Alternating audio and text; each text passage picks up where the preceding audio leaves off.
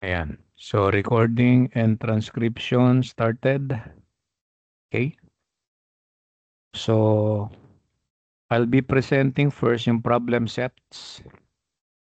5 and 6. So, number 5 muna. Tapos yung solution naman later. Okay. So, number 5, ayusin ko lang to. Ayan. I'll share now. So, pakihintay lang pag lumabas na sa monitor ninyo. Ayan. Malamang lumabas na, no? So, itong dalawang problem na lang na to. Number 5 and number 6 para sa energy concept. Parehong ano na to. Yung 5 and 6, pareho nang para sa steady flow system. Yung naunang number 3 and number 4, actually for non-flow yan no? Okay? Tapos at the same time, di ba sabi ko, wala pa tayo sa mga specific processes, pero in a way, merong mga naisingit na parang process na rin, ano? Basta't nakita nyo yung mga condition, ayan, PV equal to C, PV square equal to C. So in a way, parang patikim ng process na yan. Ha? Pero maski wala pa sa specific processes, again, I have, naisingit ko naman siguro, no? Na-discuss ko rin, na at least alam nyo yung general process. Okay, generally, ano mangyayari? Maski hindi pa natin alam yung specific process. So sabi ko, dalawa lang yan, di ba? Either compression, makukompress siya, or expansion, mag-e-expand. Tapos ang babantayan nyo, di ba sabi ko, pressure. Tignan nyo na rin yung volume, anong mangyayari, no? Para masabi nyo kung compression ba or expansion. Okay? So I'll start now, number 5. So habang binabasa ko ina-analyze ko na rin, take note. Kaya dapat may katabi uli kayo, pen and paper. Tapos sa solution naman, yung calculators nyo, mag-calculate din kayo. So, para ma-take note nyo na kagad ano yung mga ine-emphasize ko. So, number 5, a reciprocating compressor draws in 500 CFM. So, yan, tignan nyo na kagad yan, CFM. Unit ng volume yan per unit time. Ibig sabihin yan, cubic feet per minute. Okay, so take note of that, cubic feet per minute. Volume flow rate, bali yan. Okay? Volume per unit time. Okay? So, air, yung gas, whose density is 0.079 pound per cubic foot. So, density, mass o per volume. Kaya pound mass per cubic foot. So, initial density ng air. So, sa inlet ng compressor, draws in. Parang ito yung suction no, nung compressor. Inlet point yan. So, sabihin nyo ng 0.1. Kaya given volume flow rate 1, V1 prime, tapos density 1 prime. Okay? Then discharges it with the density of 0.304 pound per cubic foot. Again, pound mass per cubic foot. So density at the outlet naman to, at the discharge. So 0.2. No? Parang final condition to. Density 2 given. Okay? Now, at the suction, balik uli dun sa 0.1 inlet, the pressure is given 15 PSIA. So English, no? English units. This is pound force per square inch. Tapos yung A sa huli, absolute. So meaning the pressure is already absolute. Pagdating kasi sa ideal gas, take note, pressure and temperature must be absolute. Gas yung ina-handle dito, air. Kaya yan, dapat yung pressure absolute. Tapos at the discharge, at the outlet, 0.2, yung exit point, so tumaas yung pressure. Kaya generally, na-compress siya. Kaya from the term itself, no, reciprocating compressor. So mako-compress. Kaya yan, yung final pressure, mas mataas. So from 15, initial pressure, P1, to a final pressure of 80. So same unit, no, PSIA, pound force per square inch, absolute. Okay? Then the increase in the specific internal energy. So ayan, malinaw ha, specific internal energy. So small u yan, small u. Tapos change, increase no? So change yan, delta small u. Then increase, you have to denote that that is a positive. Positive increase, ilagay nyo yung sign. Okay, para ma-denote na increase yan. Walang problema, makalimutan ninyo, pag walang sign, ang turing natin positive no? Kaso ang problema niyan, pagka-decrease at hindi nyo nilagyan, maapektado yung solution nyo. Kailangan talaga masanay na kayo, no, na ilagay yung sign. Pag-increase, positive. Pagka-decrease, negative. So ito, positive. Tapos small u, specific, no, per unit mass. Kaya tignan nyo yung unit, BTU per pound. So per pound mass yan. Delta small u. Or, pwede nyo rin ilagay capital U pero divide by the mass. Delta capital U divide by the mass per unit mass. Okay? So increase, positive 33.8 BTU per pound. Then the heat transferred from the air by cooling. Sa pag sinabi natin cooling, parang pinapalamig yung hangin dito no? So kung palalamigin yung hangin, tinatanggal natin yung init. So therefore, heat is being removed. Pag sinabing cooling. So yan. Ito, critical to, no? Pag hindi mo nilagyan ng sign, apektado yung solution natin. So since this is cooling, heat is being removed. So heat rejected or heat loss. So yung init papalabas ng sistema. Kaya dapat ang ilagay nyo rito is negative. Mamaya makikita nyo yan, no? Doon sa data. So negative 13 BTU per pound. So again, per unit mass. So heat is Q, then divide by M. So hindi lang capital Q, divide by M per unit mass. Tapos negative. Okay? Then you are required to determine the work on the air in dalawang unit. BTU per minute muna. Tapos later on, horsepower. Conversion na lang yan kung tutusin. Okay? BTU per minute and in horsepower, energy rate yan. Kaya yung hinahanap na work dito para sa process, para sa system na to, steady flow work. No? So work steady flow yan. So hindi lang total energy unit, dapat energy rate per unit time. Okay? So energy per unit time to. Or power. Kaya nga tignan nyo yung isang unit of horsepower. Okay? Tapos we have here a reciprocating compressor, mechanical device yan, mechanical equipment yan. So from the term, i-compress niya yung hinahandle niyang gas. Okay? So isa to sa mga tinatawag naming fluid machines, fluid machineries. Handling specifically gases. Kasi pag fluid recall, liquid or gas yan So gas, yung gas part, Kaya reciprocator, or rather reciprocating compressor, isa yan. Pwede ring fans and blowers, mga mechanical device yan, handling gases. Pag liquid naman, pumps. So yun yung mechanical device naman namin, na fluid machine. Handling liquids. Okay, so pumps. Or kung sa power generation, sa mga power plant, hydraulic turbines. So fluid din yun, specifically water, yung papasok doon sa mechanical device na yun. Okay? So at least para may idea lang kayo kung ano tong reciprocating compressor.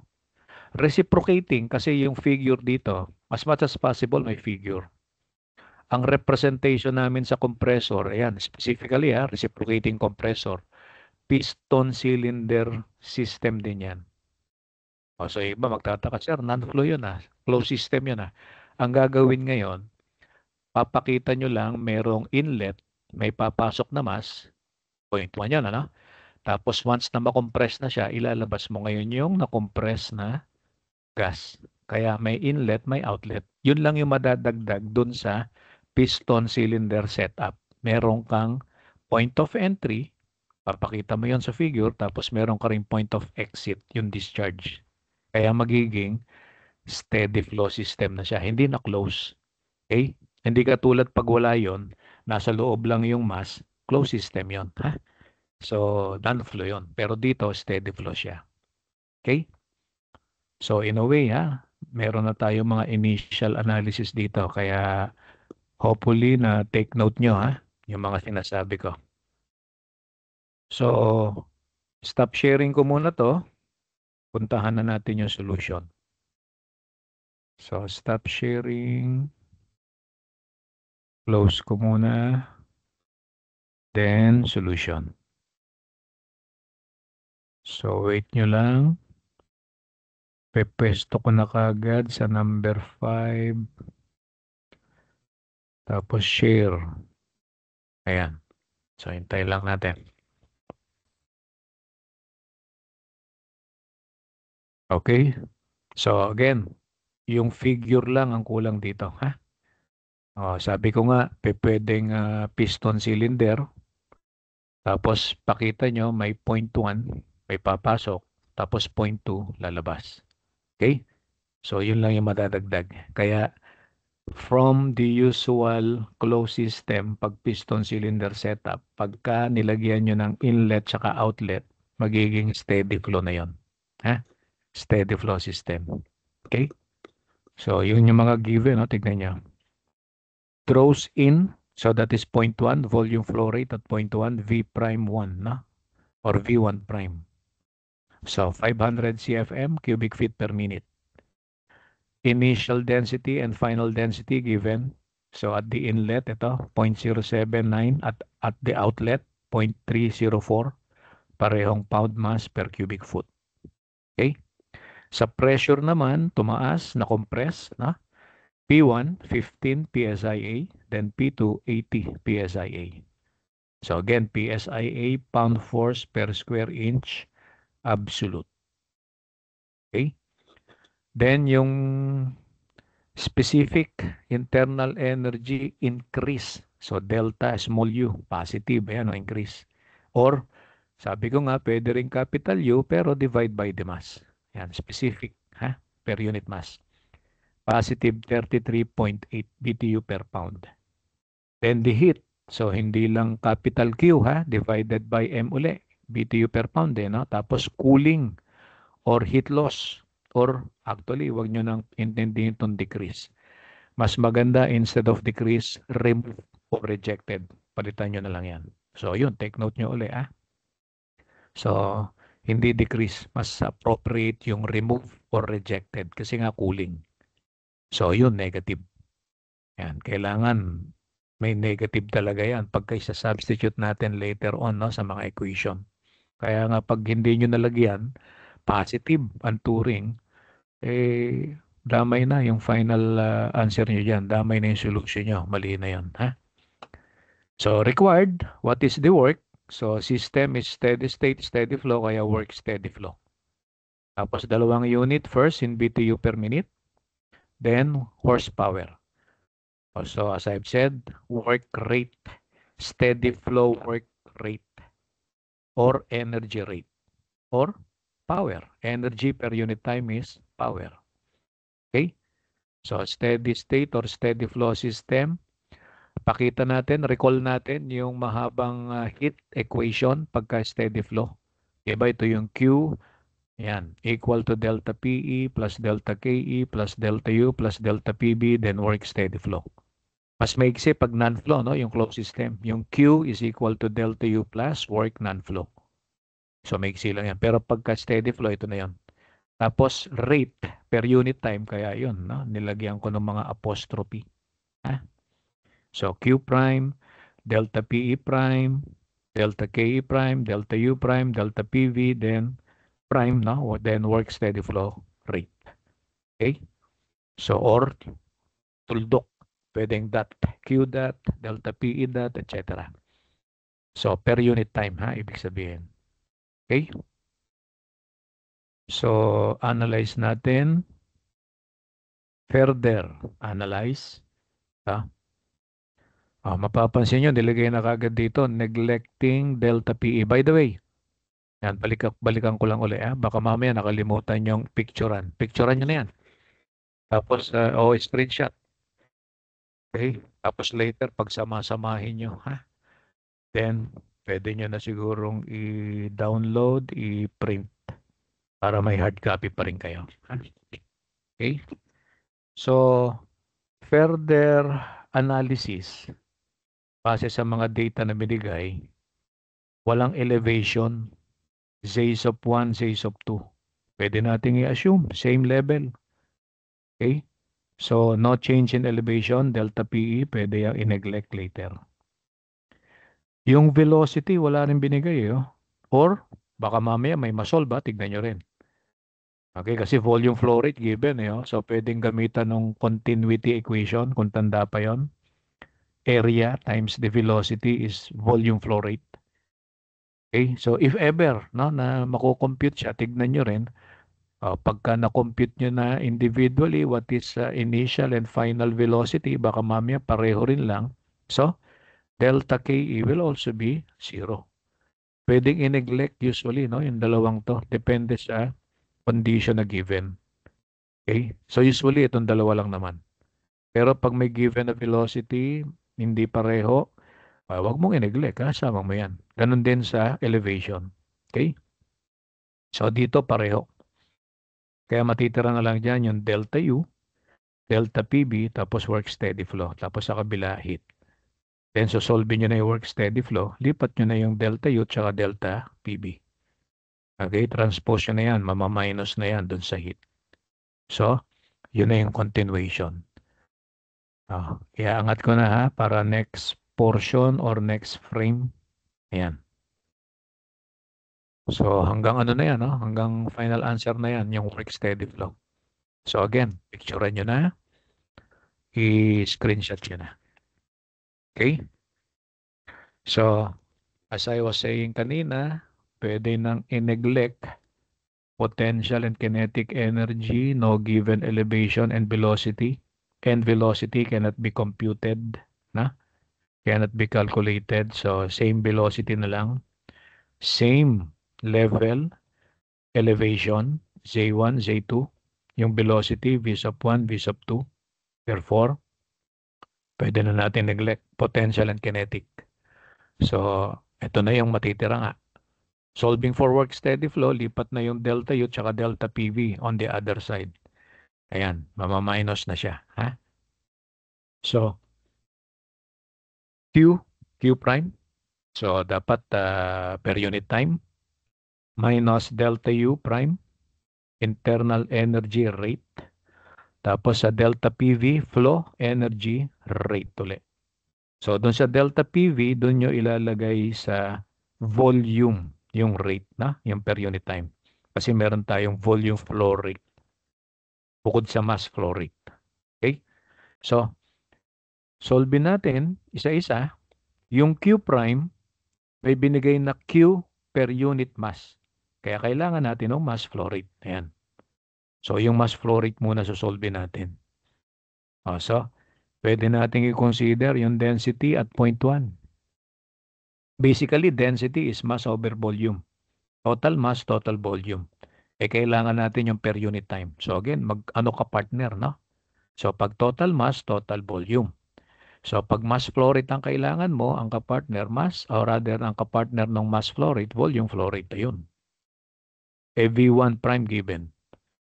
So density 1 actually is M1 prime all over V1 prime. Hindi ko na nilagyan ng subscript. Bakit? Recall yung mass concept. Pag steady flow, mass will be constant. Mass in equal to mass out. Or simply M1 the same as M2. Or per unit time, M1 prime equal to M2 prime. Or simply M prime. Yan. So, maski hindi nyo nalagyan ng subscript, yan na rin yung sa point 2. Okay?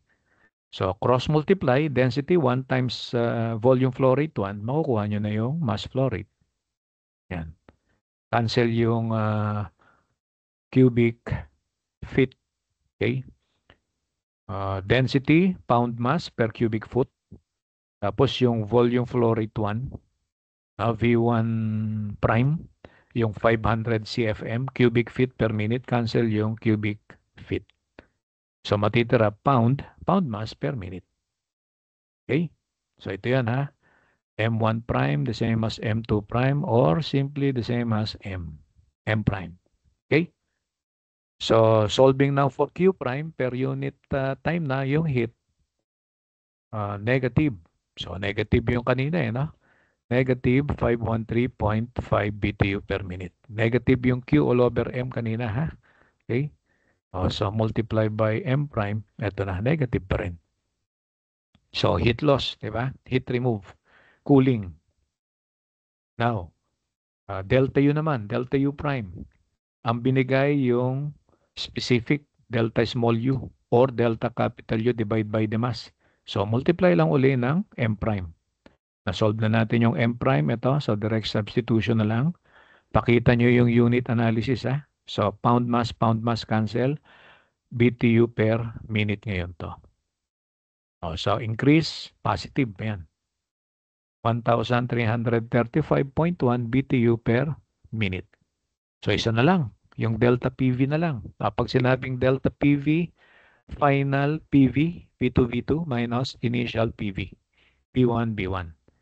Kaso yung volume, dapat volume flow rate no, per unit time. Kaya V2, V2 prime minus P1, B1 prime. So, kulang tayo ng V2 prime dyan. Walang problema, masosolve din yan. No? Mass flow rate, di ba? Mass flow rate is constant. So, may binigay na density 2. Yun, gamitin nyo. Density 2, mass all over volume uli. So, solve for the volume, cross-multiply, mass all over the density. Okay? So, yung na-solve na mass flow rate, yan, M1 prime, the same as M2 prime, or simply M prime. All over the density. At the outlet, 0.2 to. So, pound per minute, tapos yung density, pound per cubic foot. Cancel yung pound mass. Tataas yung cubic foot, yan. Magiging cubic feet per minute. So, take note of the value. 129.934 cubic feet. Almost 130. Ano yung volume flow at the inlet, at the suction? Yung papasok, di ba? 500 CFM. O ito, after na ma-compress siya, dumaan siya ng compressor. Yun, na-compress nga. Di ba? Bukod sa tumaas yung pressure, yan, makikita nyo yung volume, bumaba. Di ba? From 500 to approximately 130 CFM, cubic feet per minute. Okay? So, para kompleto na, balikan nyo na yung P2V2 minus P1V1. So, again, ingat sa unit analysis ulit. Yung P2 tsaka P1, take note, PSI. Pound force per square inch. Absolute na yan, ano? So, yung square inch, convert mo pa sa square foot. Basic conversion, 1 foot, 12 inches. Square mo. So, 1 square foot, 12 square, 12 times 12, 144. Tapos, unit will also be squared per square inch. So, yun yung conversion. 1 foot square is 2 or equal to 144 square inches. So, yun. Kailangan maging pound per square feet muna. Para pag minultiply by the volumes, ano yung volumes ulit? Cubic feet per minute. Cancel yung square. Square foot dun sa cube. Cubic foot. Cubic feet. May matitirang isa. Isang foot sa unit. Kaya magiging pound force feet or feet pound force. Tapos later, ko-convert nyo na lang sa BTU.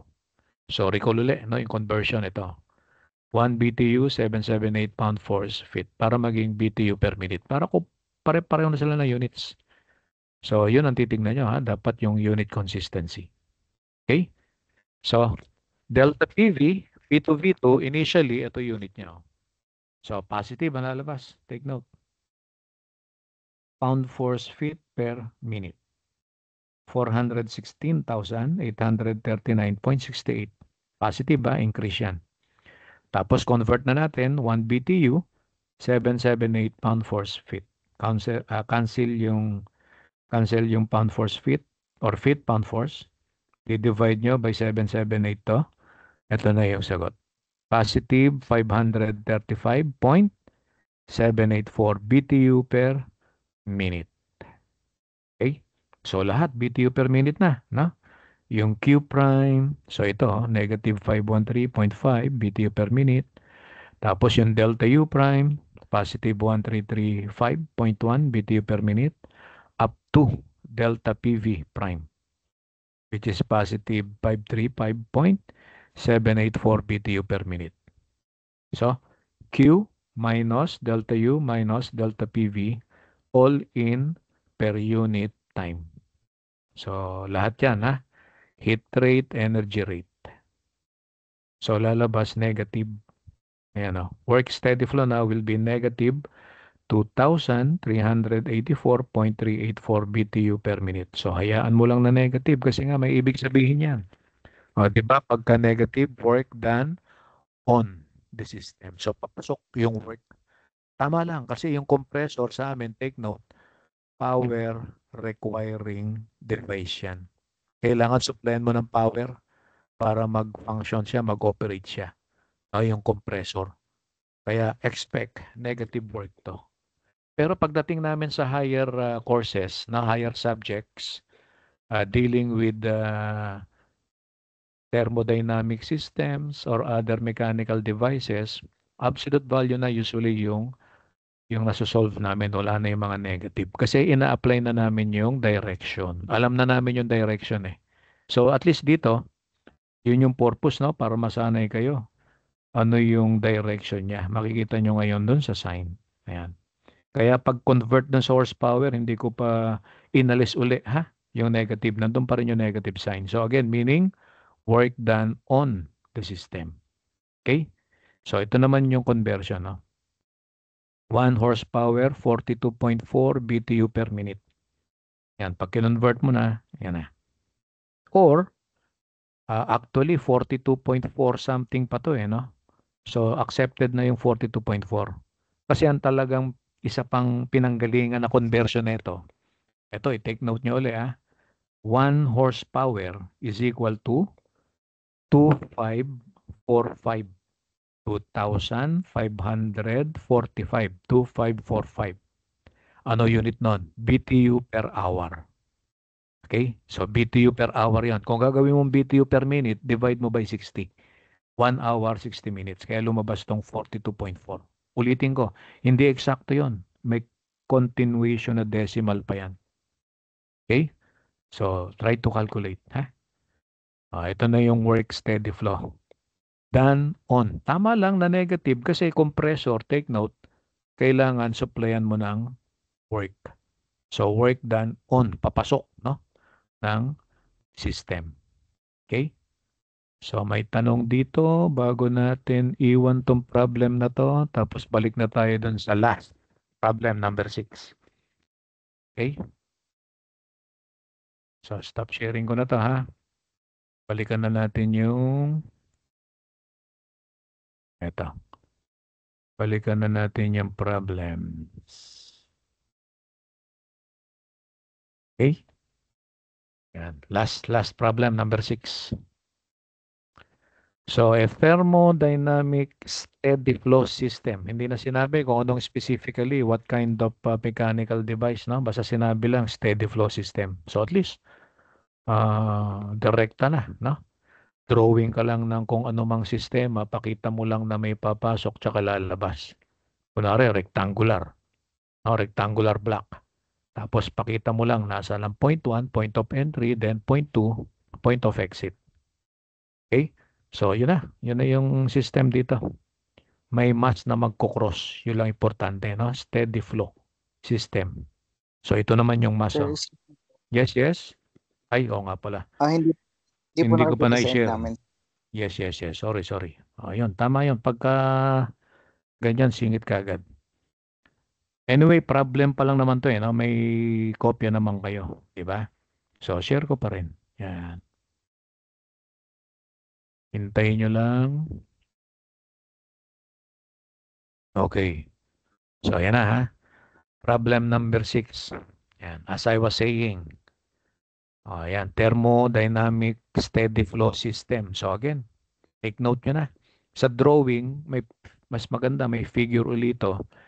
Maski na anong klaseng system, rectangular block, basta ipakita nyo lang, no, may papasok, may papalabas.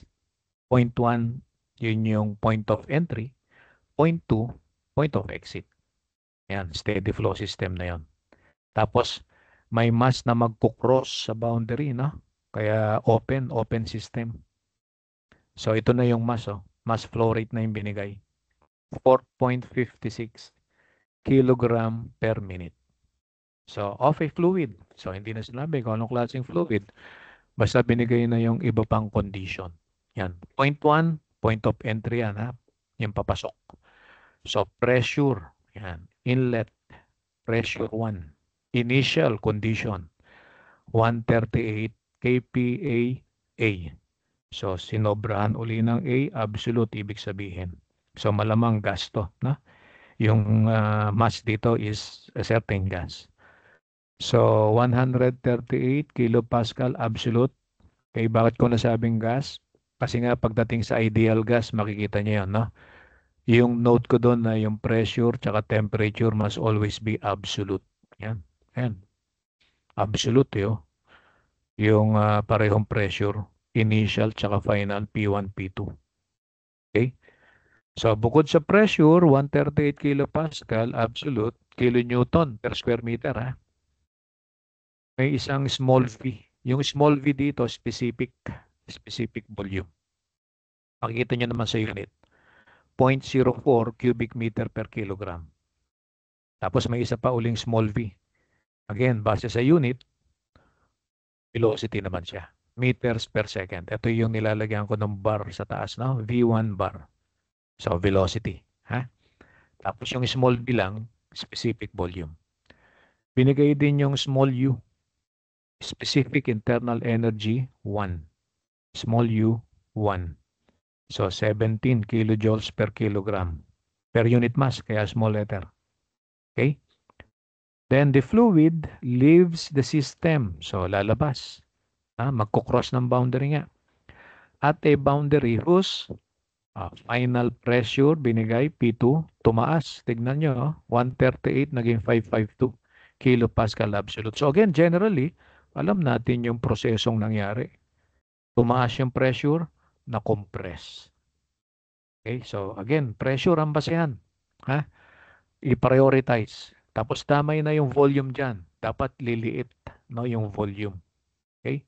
So, 552 kilopascal absolute. Tumaas yung pressure. Yung specific volume, 0.2 cubic meter per kilogram. Mas baka mamaya sabihin nyo, sir, bakit tumaas? Yung specific volume to, take note, hindi yan yung total volume. So, more on ano to, no? Specific volume per unit mass. Diba? Divided by the mass. Okay, baka pag given na yung mass o masosolve nyo yung mass, ito pala. Yan. In a way, no? Makikita nyo na baka mas liliit siya.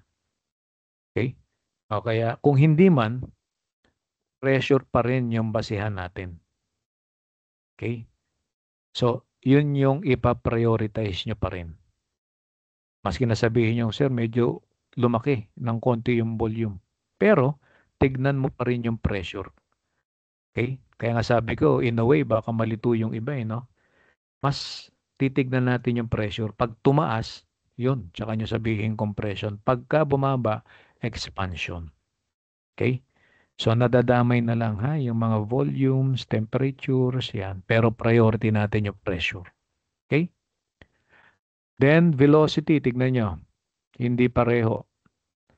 Velocity 1, 122 meters per second. Velocity 2, tumaas, 180 meters per second. So, therefore, hindi na natin in-neglect yung kinetic energy. Sasama natin yan. Okay? Pero yung potential, pansinin nyo, walang elevation na binigay uli. Walang Zs of 1, walang Zs of 2. So, pwede nating i-assume uli yun later. Inlet, outlet, same level. So, initial, final elevation, the same. No change in elevation. So, kinetic energy, 0. Pwede nating i-neglect. Okay? Another potential energy, pwede nating i-neglect. Yung kinetic, hindi pala. Na? Kasi base sa velocity yon. Ayan o. Okay?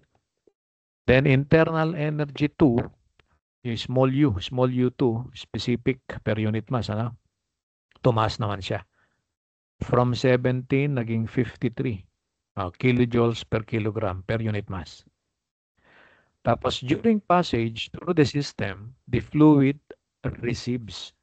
So tumanggap, going in, papasok na sistema. 3,000 joules per second of heat.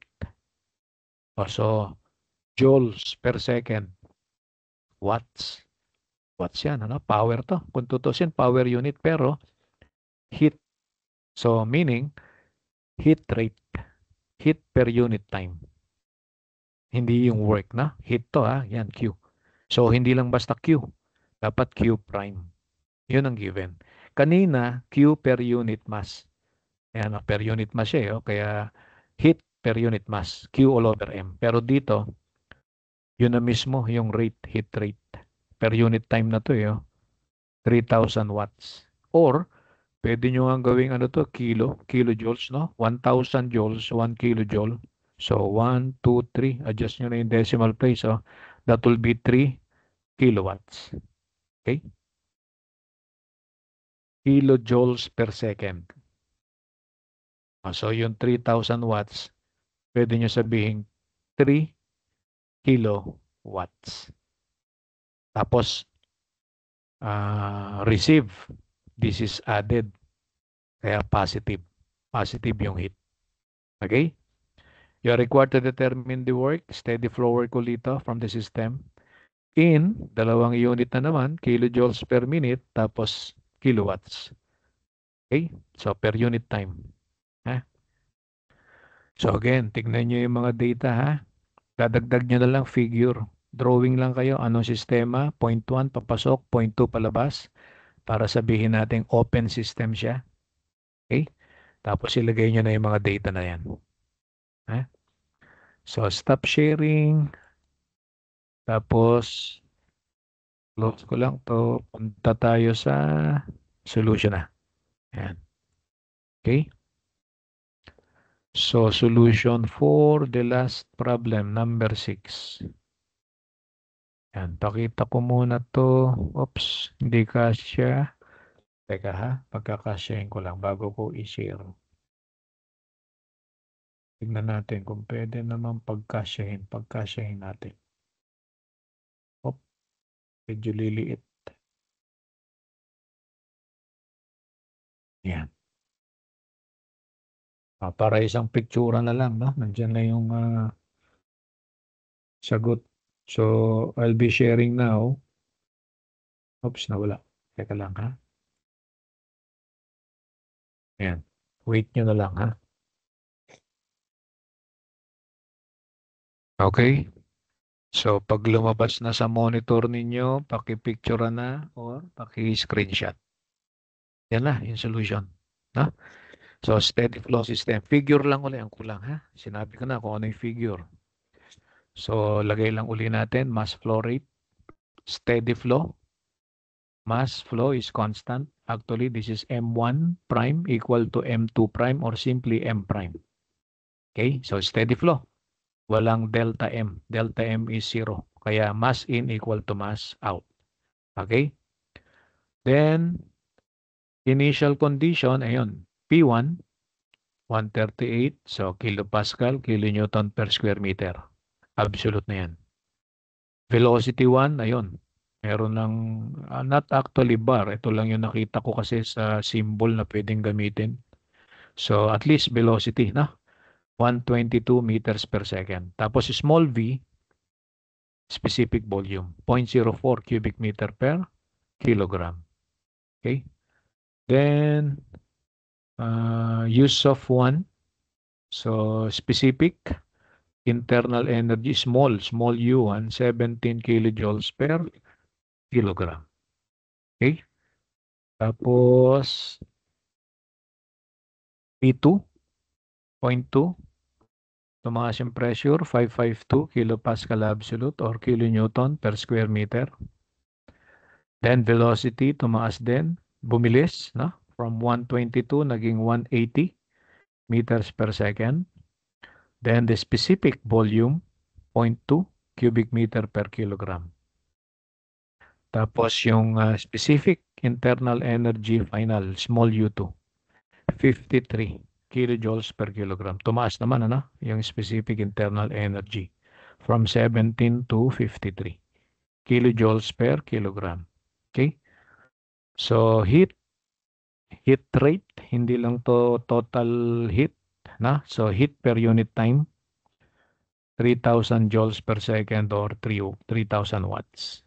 Now, sabi ko nga, pwedeng gawing kilowatts, kilojoules per second. In kilojoules per minute, multiply mo na lang ng 60. Conversion, 60 seconds, 1 minute. Kaya yung 3 multiply by 60, ito na yun, 180 kilojoules per minute. Para mamaya consistent na sa units. Okay? So this is added, received. So input, wag na tong increase. Ha? So bihirang gamitin naman yan. So receive, added, or input. Hit, input yan. So solve for steady flow work rate or energy per unit time, steady flow. So steady flow work. Kilojoules per minute muna, tapos later kilowatts. Okay? So solution. Steady state, steady flow. Tapos gamit tuloy nung mahabang equation ng heat. Ayan o. So again, nandoon yung apostrophe ha. Ibig sabihin yan per unit time. Rate lahat to, per unit time. Okay? This time, yung delta P ilang yung kakansilin natin dito. On the assumption na elevation will be the same. Kasi walang binigay na elevation, says of 1, says of 2. So pwede nyo nang i-assume to para i-neglect na natin yung potential energy. Okay? The change in potential energy rate. So, ilang yung magka-cancel. So, matitira dyan, delta KE, delta U, delta PV, tsaka work steady flow rate. So, equal to heat rate. Okay? So, solve nyo yung work steady flow. Tatlong item, yung ililipat nyo sa kabila, itatabi nyo sa Q prime. Puro positive to. Pag nilipat nyo sa kabila, mamaminus naman. Ayan. Q prime minus delta KE prime minus delta U prime minus delta PV prime. Tapos, unahin na natin yung kinetic energy. Ito. Kinetic energy, 1/2 mass times the square of the velocity. So, therefore, change delta KE, 1/2 multiply by the mass. Pwedeng i-factor out yan. Tapos, magiging delta V square. The change in the square of the velocities. V2 square minus V1 square. Ito. Tapos multiply by 1/2 and mass. Tapos gamit na lang uli ng proportionality constant K. So again, anong capital K ang gagamitin ninyo? Metric units to, no? So yung MKS. Tapos instead na 1, gawin mo ng 1,000. Pag ginawang 1,000, ano mababago doon? Yung Newton magiging kilo Newton. So instead of 1, 1,000 kilogram mass, tapos meter per second square per kilo Newton. So instead of Newton, no? Yan. So, ito naman yung value niya. So, pakita nyo yung unit analysis dito, yung K, yung proportionality constant K. Sabi ko nga, 1,000, no? Hindi na 1, 1,000 kilogram mass, meter per second square per kilo Newton. Okay? So, ito yung lalabas na sagot sa delta KE prime per unit time. 39.93648 kilojoules per minute. Okay, so almost 40 kilojoules per minute. Next is delta U. Delta U prime. So, delta small u ang meron tayo. Initial, final. Kunin mo yung change. So, final minus initial. Use of 2 minus use of 1. Tapos, multiply lang ng mass flow rate. Okay? So, ang sagot, ito. Ito. 164.16 kilojoules per minute. So, meron na tayo kaninang delta KE prime. Dito ngayon, delta U prime. Isa na lang. Ito, delta PV prime. Okay? So, delta PV prime, this is actually P2 V2 prime minus P1 V1 prime. Kaso wala yung volume 1, volume 2 per unit time. O, walang problema. Specific volume, no? Yung given. So, pwedeng gamitin yan. Yan. P2 small V2, tapos P1 times small V1. Minus, ha? O, tsaka nyo i-multiply ng mass flow rate. Kasi mass flow rate times the specific volume, yun yung volume flow rate. Tapos mass is constant, pwede nyo i-factor out. Okay? Unit analysis lang ulit. P2 tsaka P1 dito, kilopascal na yan. Kilonewton per square meter. Yung specific volumes. V2 tsaka V1. Cubic meter per kilogram. So, cancel yung per square meter dun sa cubic meter, di ba? May matitira 1 meter, kaya kilonewton meter per kilogram. And what is mass flow rate? Kilogram per minute. Cancel kilogram, kaya magiging kilonewton meter per minute or kilojoules per minute. Okay? So, positive. Positive pa rin to. Yan. 478.2528 kilojoules per minute. So, kumpleto na yan. Balikan nyo na yung work steady flow natin. Ito. Heat is 180 kilojoules per minute. Tapos, minus delta KE. Ayan yung value. Minus delta U prime. Ito yung value. Ito. Then, minus delta PV prime. Ito naman yung value. Okay? So, negative. Lalabas. 502.34928. Hinabaan ko na lang. Kilojoules per minute. In kilowatts uli, conversion na lang. 1 minute, 60 seconds. Cancel minute. So, kilojoules per second or kilowatts. So, yung negative 502.34928. Yan naman yung sa kilojoules per minute yan, ha? Ito naman yung sa kilowatts. Divide by 60. Negative 8.372,488 kilowatts or kilojoules per second. Okay? So, may tanong. Last problem. Sa energy concept. Pwede ko nang i-close. Stop sharing. Close ko na siya.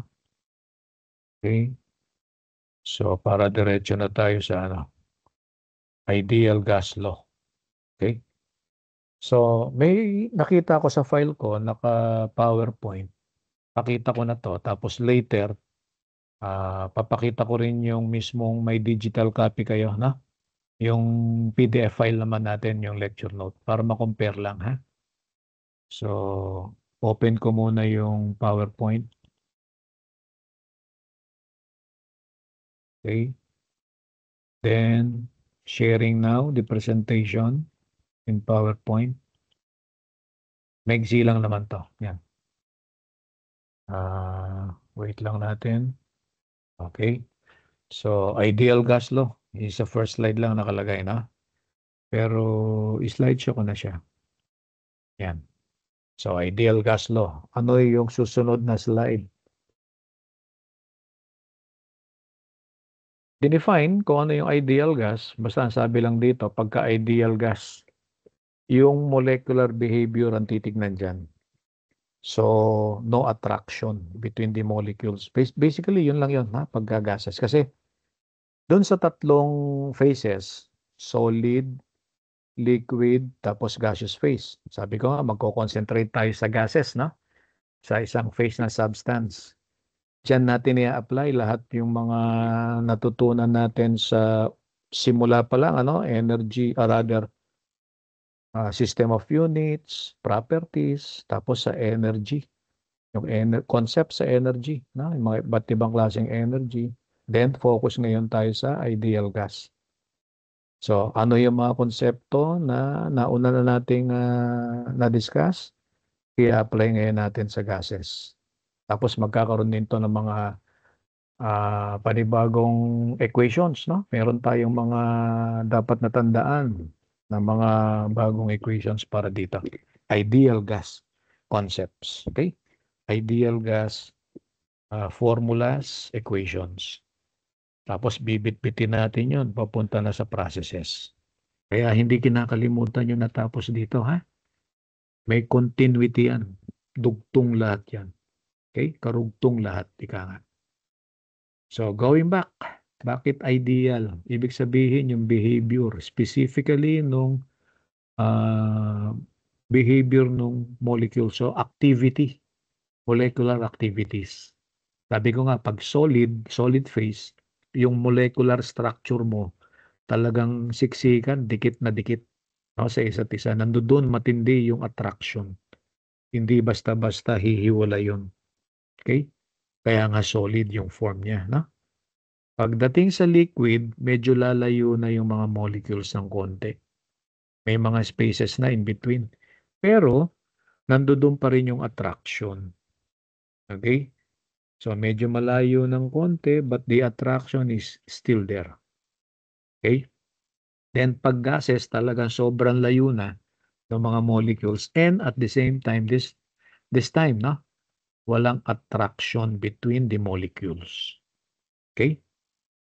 So, yan yung ideal behavior. Ang kabaliktaran niya, yung actual or real gases. Ito naman yung note lang, no, sa real gases. Yung mga laws na didiscuss natin dito, maski pa paano, may mga hindi na masusunod yan. May different laws na pagbabasihan, no, yung para sa real gases. Tapos specifically ito, makikita nyo doon. At low pressure or high temperature or both, no?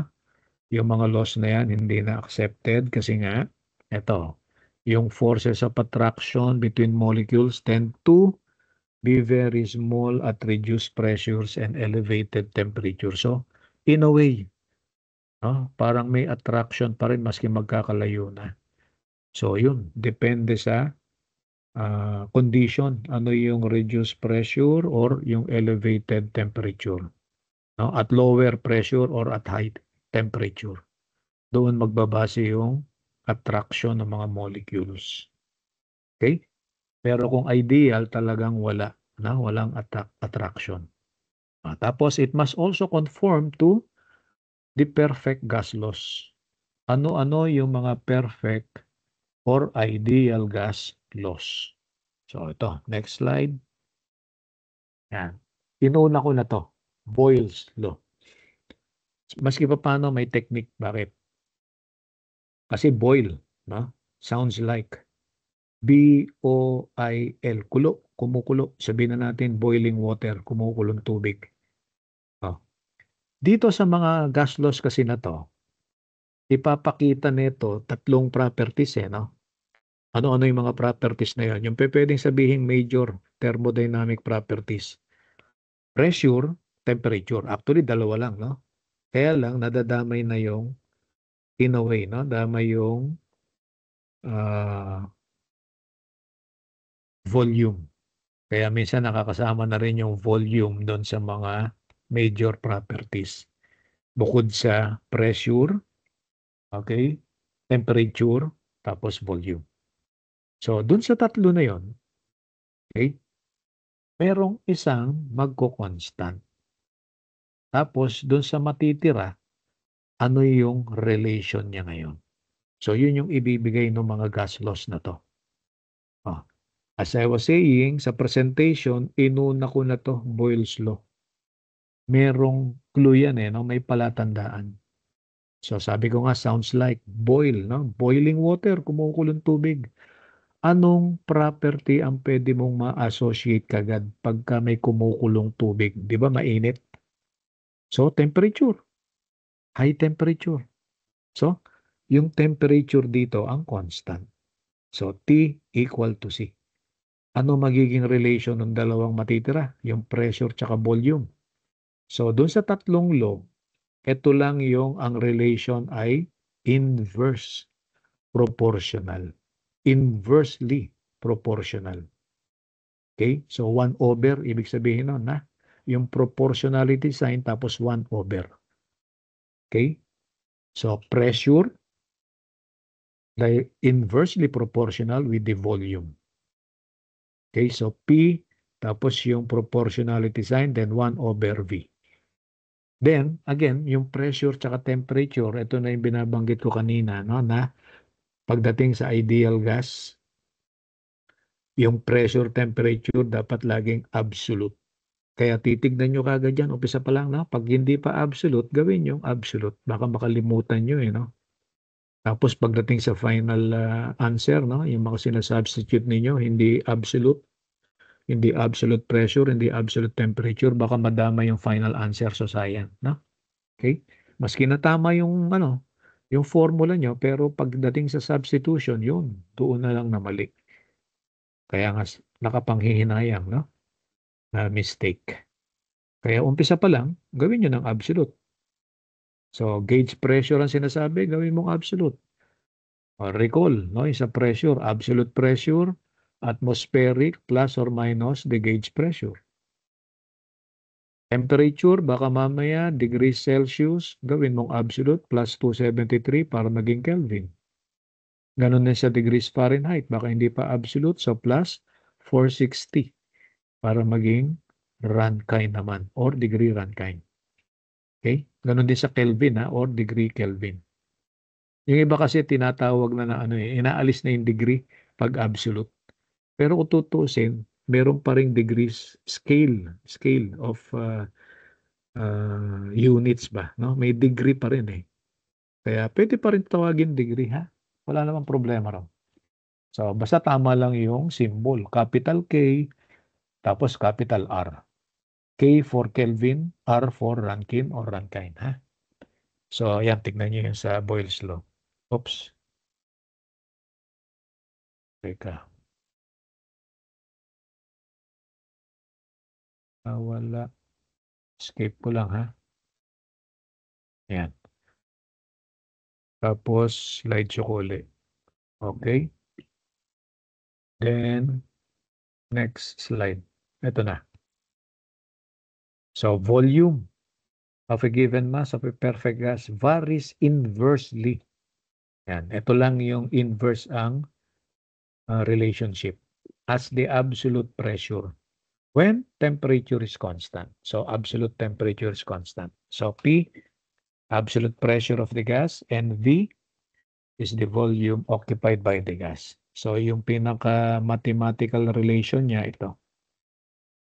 V inversely proportional to the pressure 1 over P. Or pwedeng P ang nandito, tapos inversely proportional 1 over V naman. Walang problema yon. Pareho lang, no? Okay? So, as long as temperature is constant. So, ito yun, no? Kaya nga, pagka gagawin mo kasing equality sign, di ba?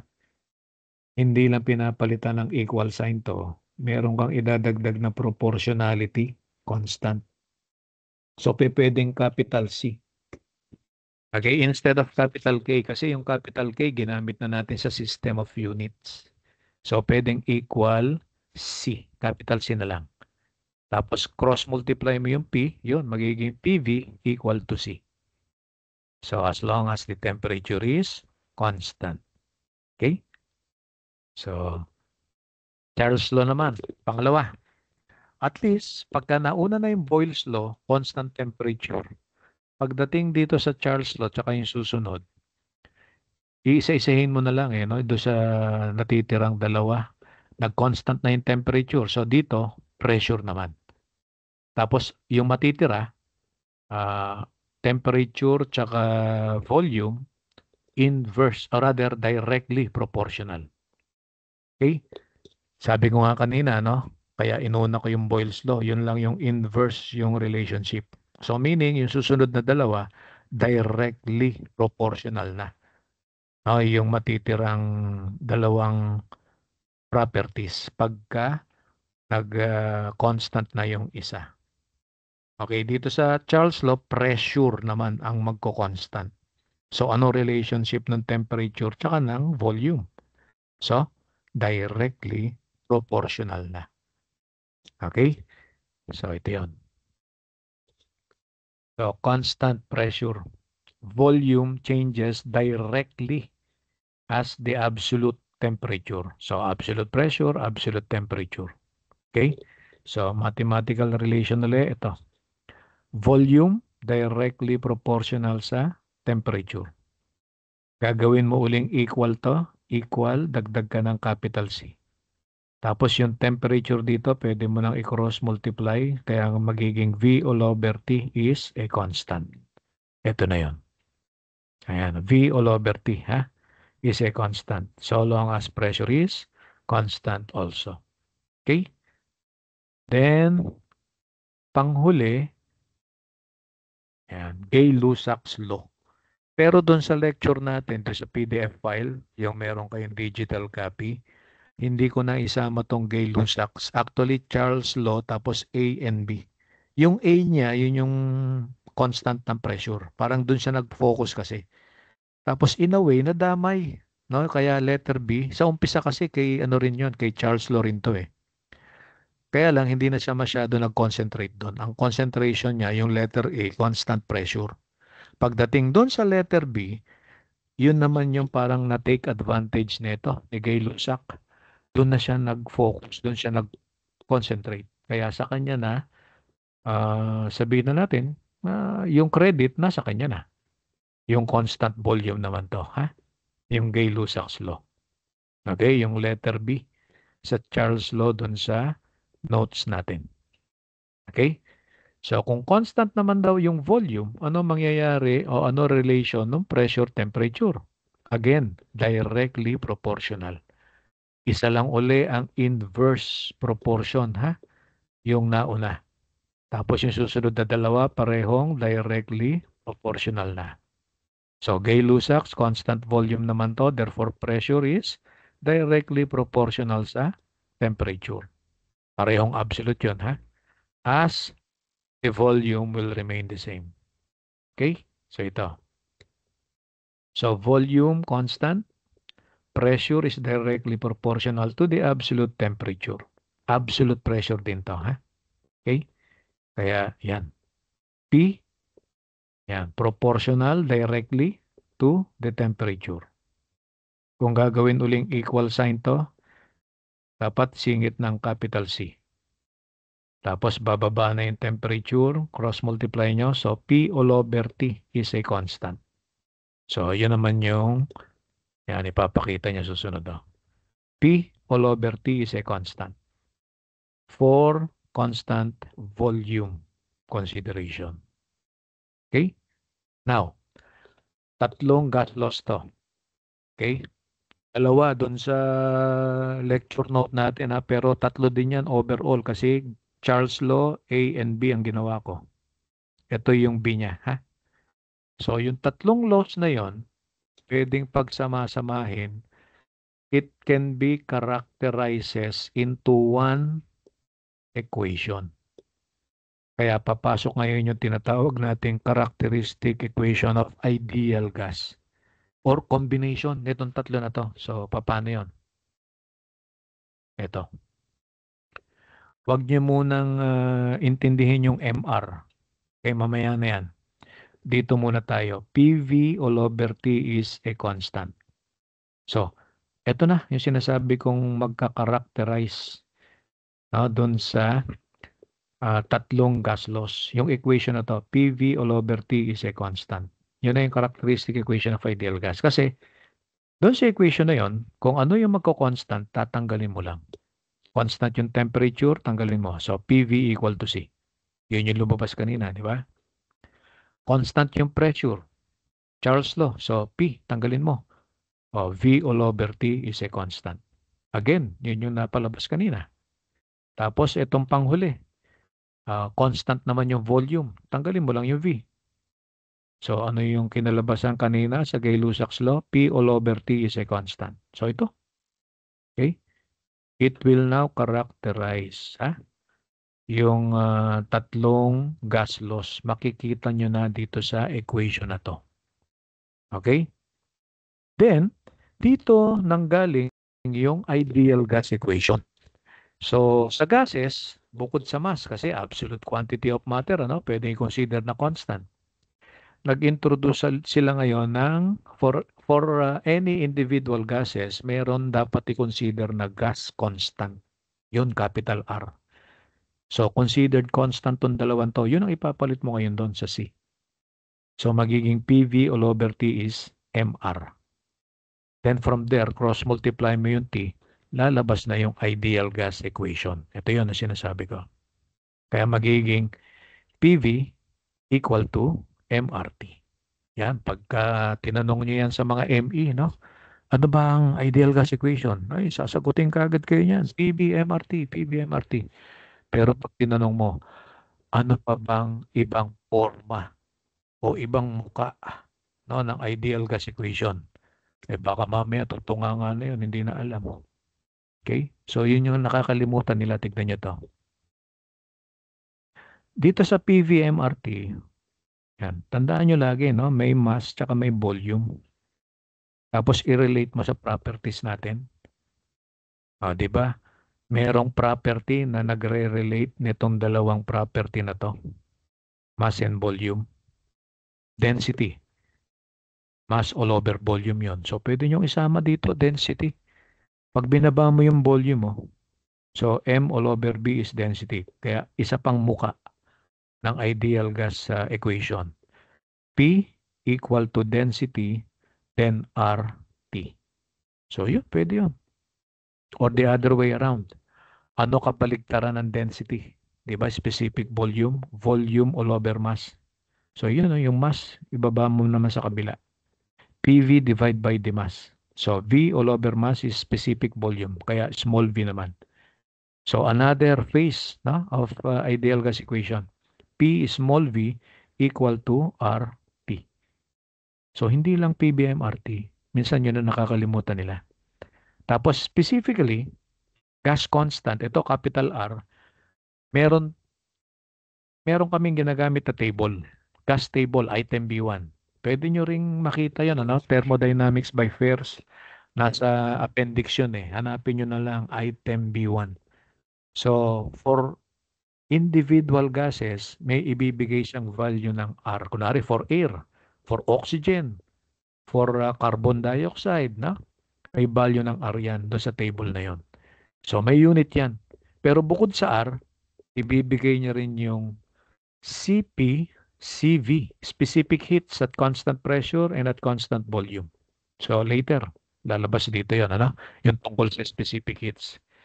Tsaka yung ratio ng specific heat, small k, CP all over CB. Yan, ipapakita rin nung table na yon. Nandoon din sa table na yon. Okay? Ang problema sa gases, baka mamaya hindi na individual gases yung kinoconsider.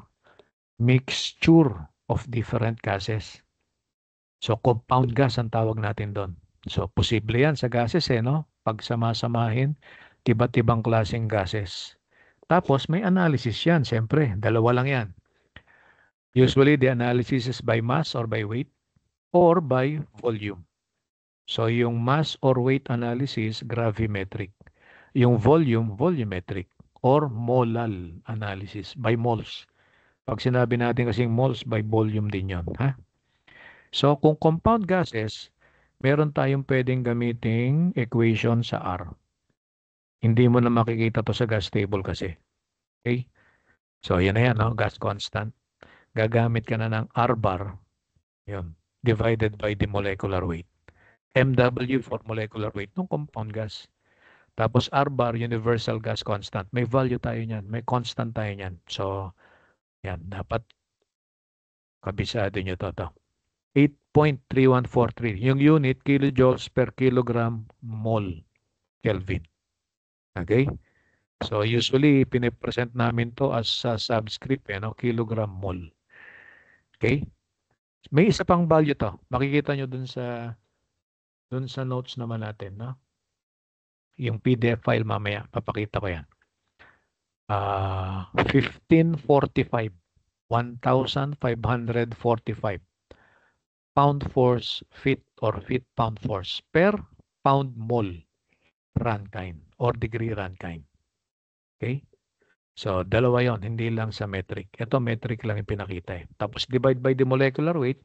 Yung molecular weight naman, kilogram per kilogram mole o kaya pound per pound mole. Okay? Meron din tayong formula later. Dito, hindi pinakita eh, no? Pero doon sa PDF file natin, madadaanan natin yon. Okay? So, ito yung sinasabi ko. Panibagong mukha ng ideal gas equation. Yung R dito, pwede mong palitan ito. R bar all over molecular weight. Tapos yung mass divided by molecular weight, number of moles yun. So, small n, a representation. Kaya another phase of ideal gas equation, another form of ideal gas equation is PV equal to n, small n. Tapos R bar times the temperature. So, isa pang muka, no, ng ideal gas equation. Hindi lang PBMRT, ha? Take note. Okay? So, next slide. Ito na yung specific heats. Yung sinasabi ko sa gas table, hindi lang R yung ipapakita niya, meron ding CP tsaka CV. So, yung constant volume tsaka constant pressure. Pag constant volume, ito CV. Yung heat niya is internal energy. Small U ang ginamit kasi per unit mass. Kaya per kilogram na to. So, with degree change in temperature. Okay? Yung sa pressure naman, constant pressure, enthalpy naman siya. Yan, again, small letter to kasi per unit mass. Divide by the mass yan. Per change in temperature. Okay? So, CV and CP. Lahat ng mga gases, merong CV, merong CP yan. Okay? Bukod sa R. So, ito yung magiging relation ng tatlo. dH all over dt is CP.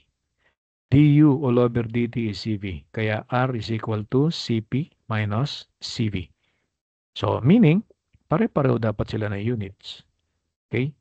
Unit ng energy, kilojoules, BTU, tapos divided by unit of mass, kilogram per degree change in temperature, Kelvin or Rankine. Okay? So, ito, isa pang representation. Yan. Constant volume, heat is delta U. Pagdating sa processes, makikita nyo yan eh. Tapos, MCV, delta T. Constant pressure naman, heat is enthalpy, change of enthalpy, then change of enthalpy is MCP, delta T. Okay? Tapos, specific heat ratio, CP all over CB, small k. This is always greater than 1, ha? Take note. Ibig sabihin, yung CP nyo, mas malaki lagi kaysa sa CV. Okay?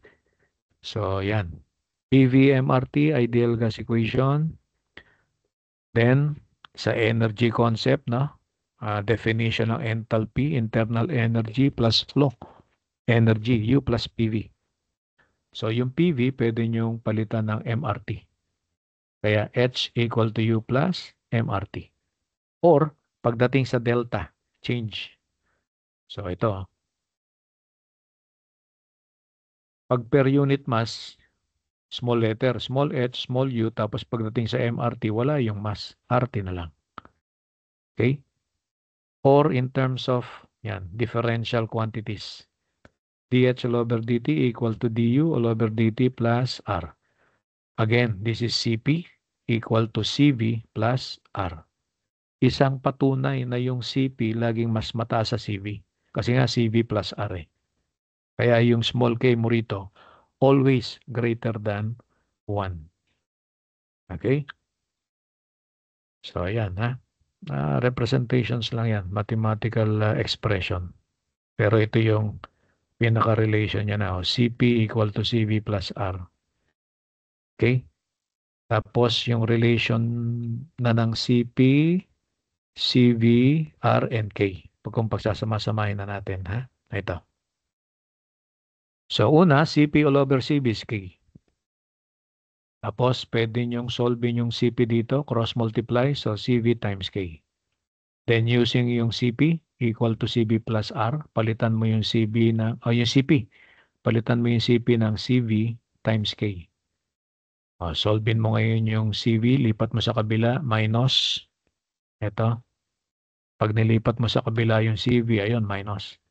Tapos pwede nang i-factor out yung CV dyan, no? Ayan, magiging K minus 1. So, divide para ma-solve niyo yung CV. Relation ng CV, R, and K. Ayan. Okay? Now, in terms of CP naman, CP, R, and K, yun sa kabilang side naman, no? So, solvein mo naman yung CV. So, CP all over K.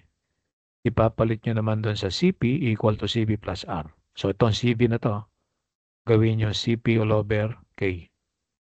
So, pagsamahin nyo uli yung CP, lipat sa kabila, ha? Yan, magiging minus CP all over K. Pwede na i-factor out yung CP dito. Yan, 1 minus 1 all over K. Pwede nyo i-simplify to. Get the least common denominator. So, all over K. Then, multiply K times 1 is K. Diba? So, K minus 1 all over K equal to R. Or, cross-multiply mo na to solve for CP. Yan, KR or RK multiply by or divided by K minus 1. Okay? So, CV, CP. In terms of R and K. Yan, madederive naman yan. Okay? Then, relation ng enthalpy, internal energy, pwede rin dito makuha. Kasi nga yung CP in terms of enthalpy to, ha? Tapos yung CV, internal energy. Ayan, o. So, delta U, MCV, delta T, delta H, MCP, delta T. Okay, pwede mong i-divide no? Delta H divide by delta U. Unahin mo na yung delta H. Magka-cancel yung mass tsaka yung delta T. Matitira CP all over CB, which is K. So, yun. Pwedeng gamitin yun. Ayan, o. Okay, cancel yung mass tsaka yung delta T. So, CP all over CB, which is small k, specific heat ratio, pwede rin sabihin delta H all over delta U yun. Ha? Okay? So, for ideal gas processes only. Yan. Then, ito yung bagong energy item para sa ideal gases, entropy. So, dun sa lecture notes natin, pinakita ko muna yung mga symbol. Capital S, small s, basta't capital, total units, na? Considered yung mass. Pag small s divided by the mass. So, parang S all over M yun. Or capital S, this is mass times small s. Okay? Ganun din pagka delta, ha? Delta capital S, that is mass times delta small s. Or delta specific, small s. Delta capital S divide by the mass. Okay? So, yan. Basically, pag sinabing entropy, parang with reference to heat din to, no? Kaya lang yung heat nire-refer, energy units yan, ha? Nire-refer sa absolute temperature. May mga special cases kasi na baka mamaya yung working condition sobrang baba ng temperatura. Halos zero. Absolute. So, pag zero absolute, take note, negative 273 yun or negative 460 Fahrenheit or negative 273 Celsius. So, sobrang baba nung working temperature. So, mas maganda para mas makita nyo pa rin yung relation ng energy, transformation ng heat, i-refer sa surrounding temperature. So, absolute kaya nga heat with reference to absolute temperature. Yun yung entropy. Yan. Okay? Then, change of entropy, kung tutuusin. So, yan. Basahin na lang. No? Increase. Actually, yan yung delta S. No? Tapos, for maximum entropy daw, there will be a minimum availability for conversion into work. Or for minimum, yung kabaligtaran naman, there will be a maximum availability for conversion into work also. So, with reference to conversion of heat into work, considering now this property. Kasi with reference to the absolute temperature. Usually, the surrounding temperature. Okay? So, yan. Delta S na pag change of entropy, ha? Delta S. So, or in differential quantity. Yan. Differential heat all over absolute temperature. So, mathematical formulation daw, ito na yung lalabas na, ito na yung derive kung tutusin. Dalawang madederive na formula dito no? Again, nandoon yan sa notes natin. Kaya lang capital S yung ginamit ko. Pag capital S, ibig sabihin, kinonsider yung mass. Kaya yun lang ang difference dito, no? May mass dito, tsaka doon sa R, may mass din yan. So, ganun din sa baba. Lagyan mo lang ng mass. Mass. Pagka capital S. Pag small s, ibig sabihin nito per unit mass. So, wala na yung mass. Divide by the mass. Okay? So, yung derivation, mas maganda talaga malaman nyo paano ma-derive. No? Pero in a way, no? Parang ano rin to. May mga palatandaan din tayo. May clue. Tignan nyo. Etong CV tsaka yung CP, ang lagi niyang katabi ito. ln T2 all over T1. Okay? Tapos yung susunod na item, R. R. So nagbabago na lang yung ln, ano? ln V2 all over V1 o kaya ln P2 all over P1. Ano naman pala tandaan dyan? Ayun, no? Pag CV ang ginamit, ayun, V, volume, di ba? ln V2 all over V1 yan. Pag CP naman ang gagamitin mo, ln P2 all over P1. So doon na lang sa sign. Magkakamali. Paano mare-recall na plus? Paano mare-recall na minus? So yung relation lang ng CP, CV, and R, yun yung palatandaan naman dito. Dito sa unang equation, walang CP, di ba? O, so kanina napakita na eh. CP is equal to CV plus R. So yun, di ba? So yun yung isang technique. Or, dun sa equation na yun, CP is equal to CV plus R, paano mo sosolve yung CV? Di ba, lilipat mo yung R sa kabila, magiging CP minus R is CV. Kasi dun sa pangalawang equation, walang CV naman. Oh. So what is CV? CP minus R. So hindi ka na maliligaw dyan. Ha? Mabilis mo na matatandaan yung mga equations na yan. Pero maganda pa rin, alam mo kung paano na-derive. Okay? So dun sa lecture notes natin, in a way, no? Pinakita yung mga gagamiting equation para ma-derive yung mga formulas na to. Okay? So, titignan din natin yon. Ha? Escape ko na to kasi ito yung last, alam ko. Ayan o, last na nga yun. Okay? So, i-close ko muna to, pero i-open ko yung, may copies kayo, no? Yung digital copy. Yung sa PDF file ng ideal gas concept. Ha? So, close ko muna siya. Tapos, open natin yung ayan, ideal gas concept. Yung mismong lecture na meron kayo. Okay, yung picturean ko tapos pinashare ko na lang, no? Sa kung meron kayong GC, kung natatandaan nyo. Liitan ko lang ng konti. Yan. Okay? So, medyo mabilis na yung discussion natin dito, ha? So, share ko na siya. Yan. Okay? So, hintay lang natin. Okay, ito. Ideal gas loss. Ideal gas muna.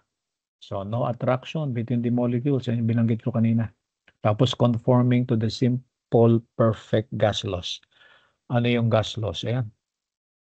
Boyle's law tsaka Charles law lang. Yun nandito. Pero sabi ko nga, A and B.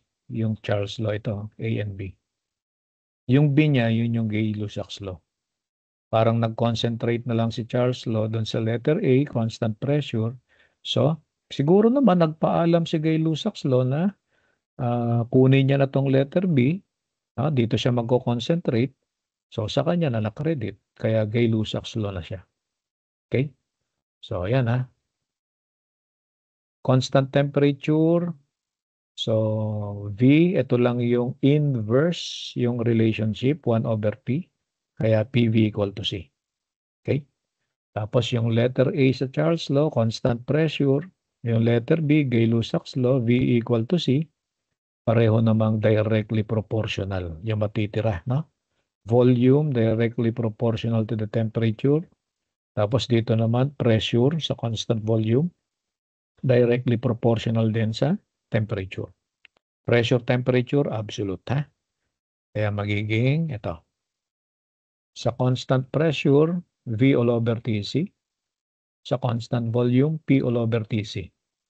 Tapos pag samasamahin natin to, yun na yung characteristic equation of ideal gas. An equation that characterizes all the gas laws. Okay? Oops. Teka, mali. Just ko lang pala. Yan.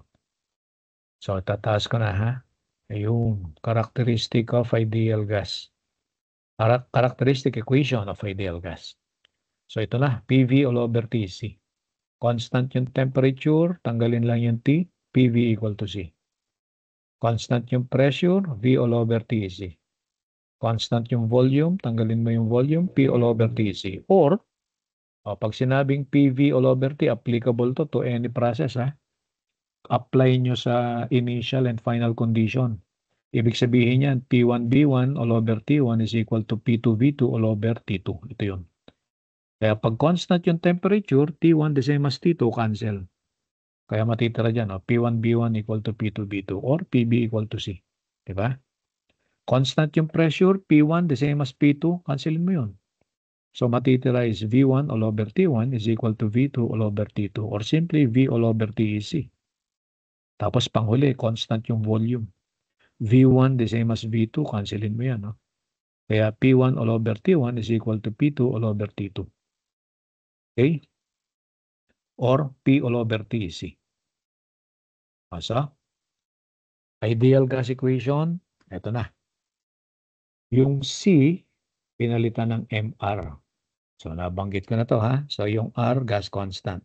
Kaya magiging, ito, PV all over T is MR. Cross multiply mo, yun. PV MRT. So, pressure, temperature, always absolute. So, values of R, ito yung binabanggit kong gas table, item B1. So, R bar, all over molecular weight, pwede namang gamitin to pagka compound gases. Tapos yung R bar, no, yung universal gas constant, ito yung mga values. Yan. Kaya lang meron din mali dito, yun nasa baba. Ulitin ko lang, ha. I-take note nyo na to, ha. Kilojoules per kilogram mole dapat to. Tapos doon naman sa kabila, per pound mole, hindi per pound mass. Okay? Tapos molecular weight, yun ang unit. No? Kilogram per kilogram mole or pound per pound mole. Kaya pagka divide mo na, cancel yung kilogram mole or yung pound mole. So magiging kilojoules per kilogram Kelvin na siya or feet-pound force per pound mass degree Rankine. Okay, so for compound gases yon. Ito. Dito sa notes na to, makikita nyo yung pag-compute naman ng molecular weight ng compound gases. So depende sa analysis. Sabi ko, pagka i-combine yung mga gases, ang analysis, dalawa lang yan. It's either by volume, volumetric or molal analysis, or weight or mass analysis. Weight or mass fraction. So, gravimetric analysis. Okay? Ayan. So, pagka volumetric, X ang ginagamit natin dyan. Summation of Xi, MWI. Okay, isa-isahin mo lang. Ano yung mga gases na kinombine? So, tatlong gases. So, yung gas 1, ito, X1, MW1. Plus, summation no? Tapos gas 2, X2, MW2, molecular weight ng second gas, and so on. Tapos, i-divide mo by yun na pala yun, no, yung summation. Yan. Pagka gravimetric by mass or by weight, 1 over naman. Tapos summation of Yi over MWI. Again, ano yung mass or weight fraction, yun yung Y, divide by the molecular weight of each individual gases. So, titik mo uli yung sum. Okay? Kung dalawang gases yan, Y1 all over MW1 plus Y2 all over MW2. Okay? O kung maraming gases yan, yun. Kung ilang gases yan, yun. Ilang beses nyo makikita yung summation, yung summation na yan. Yung Yi all over MWI na yan. Ganun din sa Xi, MWI. Ha? Okay? Sa molecular weight naman, no need na gumamit ng periodic table kasi sa mga elements na makikita nyo rito. Hanggat maaari, dapat may kabisado kayong molecular weight niya. Na kunwari, oxygen. So, usually, ano ba molecular weight ng oxygen? Nitrogen, ganun din. So, sa amin kasi, sa ME, meron kaming combustion engineering. Tapos, meron kaming madalas na ma-encounter na mga chemical elements. Kasi pagdating sa fuels, para masabi mong fuels, usually, ano ba mga chemical composition yan? So, kadalasan may carbon, may hydrogen. Tapos yung oxygen tsaka nitrogen, yan yung components ng air na kailangan namin sa combustion. Okay? Then, sometimes may sulfur, S. Okay? Kaya yun, pinapakabisado na namin sa kanila. Ano molecular weight ng carbon, hydrogen, oxygen, nitrogen, sulfur. 5 lang naman. Okay? So, hindi kailangan ng periodic table. Ha? So, sa atin naman, dito siguro, uh, in a way, no? It would be additional info na lang. O, siyempre, surrounding air. Yan yung binibreathe in, breathe out natin, no? Ano ba composition ng air? Oxygen and nitrogen. So, mas maganda kung alam niyo na rin yung molecular weight nila. Okay? Kung tutusin nga, mas lamang pa ang nitrogen kaysa sa oxygen, sa air. Yan yung major component, ha? Oxygen and nitrogen para sa air. Okay? Tapos mas lamang pa nga, yung oxygen. Nitrogen, hindi naman yun ang kailangan natin. Yung oxygen mismo ang kailangan natin. Okay? Then, another important elements para sa atin, di ba? Water, H2O. So, hydrogen and oxygen naman yun. So, again, dapat alam nyo yung molecular weight ng hydrogen tsaka ng oxygen. So, parang added info na lang. Mas maganda, alam nyo yung molecular weight nila. Okay? May problem tayo para dyan. Tapos, ito. Pwede ring i-convert. Pagka given yung volumetric, baka mamaya ipahanap yung gravimetric or the other way around. Gravimetric ang given, what will be the volumetric analysis? So, ito naman, ang titignan mo na lang dito. Pagkakabisado mo na yung molecular weight equation, doon yung makukuha yung conversion equation. Parang ito, MW. So, volumetric, summation of XI, MWI. So, pag i-convert mo sa gravimetric, yung volumetric, yung X, gagawin mong Y. So, dito ka lang magbase. Iisa-isahin mo lang siya. Kaya XI, MWI divided by the summation. Okay? Or the other way around. Given ang Y, kukunin mo yung corresponding X. So, yun, tignan mo rito yung summation. Summation of YI all over MWI. So, yan, dyan ka lang magbabase. Isa-isahin mo lang uli. So, YI all over MWI, then divided by the summation. So, yun na yung conversion equation. Okay? Kaya mas maganda, tanda mo to, yung mga equation na yan, ng molecular weight for volumetric and for gravimetric analysis. Tapos yung conversion equation, dyan naman gagaling. Okay? Then, tuloy natin. Ito yung binabanggit ko kanina. Another phase of ideal gas equation. PV, N, yung bar dito dapat nasa ara. So, yun yung mistake dito. Yung N, walang bar yan. N lang yan, number of moles. Tapos R bar, yan yung universal gas constant times the temperature. Absolute pressure, absolute temperature. Okay? Tapos susunod na rito yung yan tungkol sa specific heat. At least dito, binigay mo na yung parang generalized. Pag sinabi kasing specific heat, heat per unit mass per change in temperature. Tapos yung heat energy units divided by the mass. Tapos change in temperature, absolute. Kaya kilojoules per kilogram Kelvin. O kaya BTU per pound Rankine or degree Rankine. Okay? So, differential heat divide by mass differential temperature. Or, yung heat, pwedeng solving yan, cross-multiply yung MDT, magiging M specific heat times differential temperature. Okay? Kaya yung dalawang specific heats at constant pressure and at constant volume, ito na. Ayan, pakita na natin. Ha? CP tsaka CV. Pag CP ang heat, enthalpy. Yan, DH all over MDT. Pag CV naman, yung heat is internal energy DU all over MDT. Okay? Now, pwede ring delta yan, ha? Kasi differential change. Pwede nyo sabihin delta ito. Delta H, M delta T. Sa CV naman, delta U divided by M delta T. Tapos yung nasa baba lang nila, kung sosolvin mo yung heat mismo, yung energy, yan, no? DH, MCP, delta DT. Pag delta, MCP, delta T. Cross multiply lang. Ganon din sa internal energy, yan, no? DU, MCV, DT. Or delta, delta U, MCV, delta T. Okay? So, per unit mass naman, divide by mass, small letter gagamitin niya, yun, DH all over DT. Pwede ring delta na yan, delta small h all over delta T. Tapos solve for DH small h or delta small h. Same with CV. Yung pag dinivide na by the mass, ano? So small u na, ayan, oh. Delta small u, D small u. Tapos cross multiply lang uli. Okay? So yan na yung CP-CV, ha? Tapos yung relation niya ngayon, to. Pinakita muna yung specific heat ratio, CP all over CV. Tapos ginamitan ko nung delta H, delta U plus delta PB para makuha nyo yung relation nung CP, CV, and R. Kaya nga dapat pare-parehong unit tong tatlong to. Okay?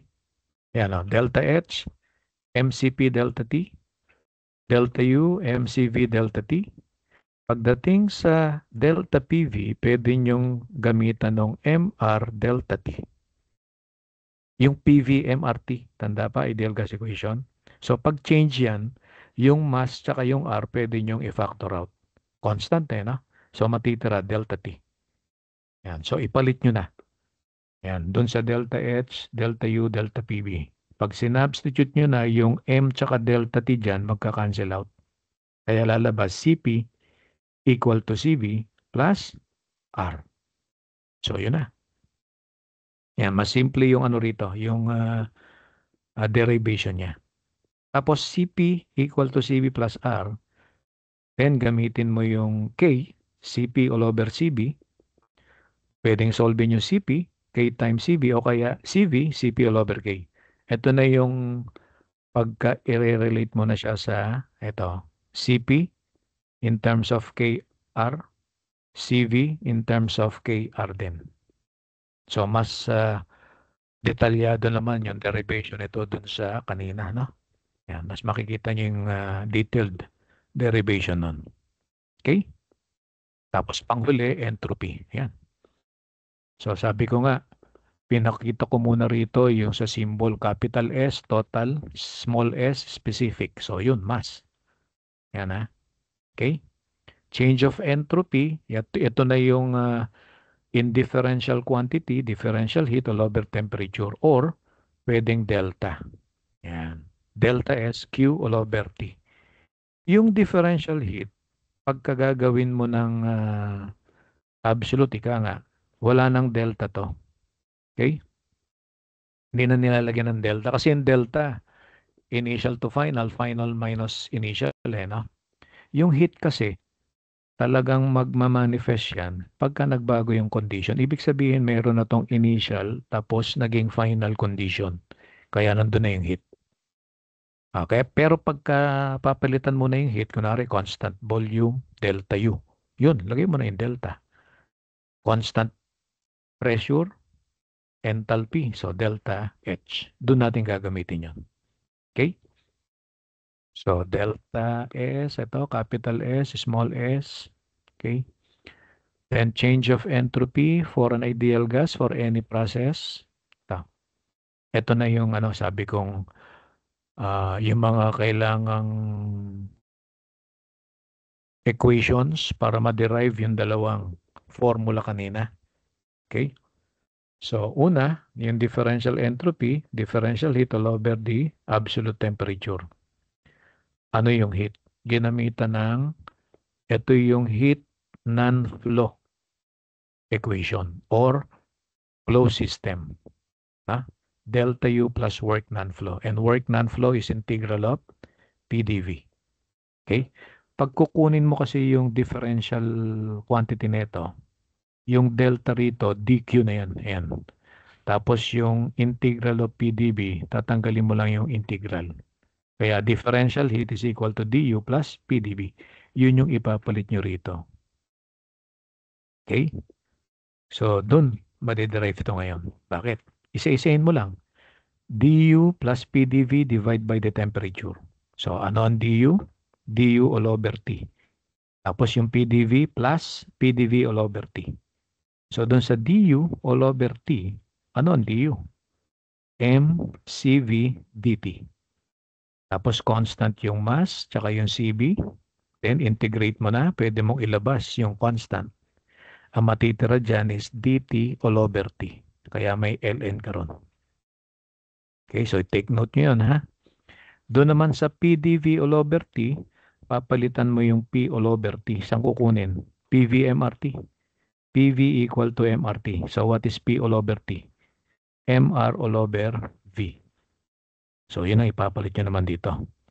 Again, MR constant. So dV all over V na lang. So what is integral of dV all over V? ln. So again, limits, ha. Gagamit ng limits kaya naging ln T2 all over T1. Dito naman ln V2 all over V1. So ito yung binabanggit ko, no? Capital S yung ginamit ko kasi nandun yung mass. So doon kanina sa PowerPoint presentation, wala yung mass kaya small s. So per unit mass yun divided by the mass. Okay? So ito yun kung paano na-derive. Tapos yung pangalawang equation, ito naman. Ginamitan ng enthalpy uli. So recall, delta H, this is delta U plus delta PV. Ano ang differential quantity nito? So dH equal to du plus dPV. Okay? Derivative of PV to, ha? So pwede mong expand. First times derivative of the second. So PdV plus second, yung V, times derivative of the first. V dP. So ano yung du plus PdV uli? Yun yung differential heat. Solvin mo yung differential heat, lipat mo to sa kabila. Yung VdP magiging minus. So dH minus VdP. So i-take note nyo yun, ha? Tapos divide by T.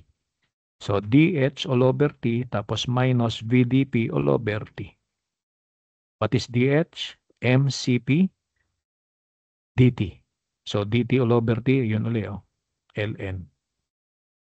Tapos yung VdP all over T. Ano ang V all over T? Ideal gas equation ulit. PV equal to MRT. So V all over T is MR all over P. Okay, magiging MR dP all over P naman. So again, pag nag-integrate tayo, yung mga constant nasa labas na. Okay? O kaya dt all over T, ln T. dP all over T, ln P. Tapos limits ulit, initial to final. Kaya naging T2 over T1. Dito sa kabilang side, P2 over P1. Tapos minus. Okay? So ito naman yung pangalawang equation kanina. Okay? Hindi siya detalyado pero at least dito, pinakita saan nanggaling, no, yung mga gagamiting equation bago siya ma-derive. Okay? So yun, i-expand yun na lang. Subukan nyo, no? So, ang susunod dito kasi set of problems na. Yun na. Mas marami to, 8 yan. So siguro, next meeting, try natin tong tapusin lahat. Total 3 hours naman tayo, no? Yung remaining hour natin, again, gagawin ko munang asynchronous for you to give time para ma-digest nyo pa, no? Yung discussion natin kanina, yung dalawang problems sa energy concept Tapos yung lecture ito, medyo mahaba-haba rin, no? Yung lecture sa ideal gas concept. Okay? Para mas ma-absorb nyo, ha? Balikan nyo. Okay? Kaya from synchronous, we will divert to or we will revert to asynchronous. Okay? So, stop sharing ko na muna to. Yung problems next meeting, tapusin natin yan next meeting. Okay? So, close ko na muna. Yan. Okay? So, questions? Anybody? Baka may tanong. So, end na ng synchronous session. So, end of discussion. Kaya, again, take lang uli ako ng screenshot, ha? Baguhin ko lang muna uli yung view. Yan, together mode. Teka lang, ha? Apply natin yung dark seats ulit. Oh, yan. So, yung mga nandito, yung mga nakahabol. Oh, mag-open na kayo ng cameras nyo para hindi kayo mabawasan ng 0.5 point. Sayang yun, ha? Meron pang 8 na hindi nagbubukas ng cameras. Oh, last call, last call. Ito pa to. Wala na siguro to, no? Nag-login lang tapos iniwan na. Okay? So, 5 na lang. Last call. Okay, ready na ha? Ready? 1, 2. Okay, 3. Full screen. Yan, sige. Pwede na. You can now turn off your cameras. Balik ko na sa gallery view. Tapos, stop ko na yung recording, ha? Yan, recording. Stop.